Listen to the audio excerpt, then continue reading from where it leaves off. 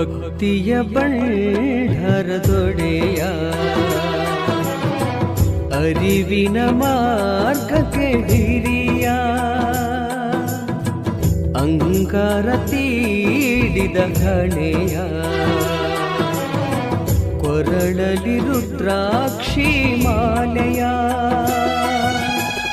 ಅಂಗೈಯಲ್ಲಿ ಲಿಂಗವ ಹಿಡಿದು ಮೇಲು ಕೀಳು ಭೇದವ ತೊರೆದು ಜಗಕ್ಕೆಲ್ಲ ಸಾರಿದೆ ನಿಮ್ಮ ತತ್ವ.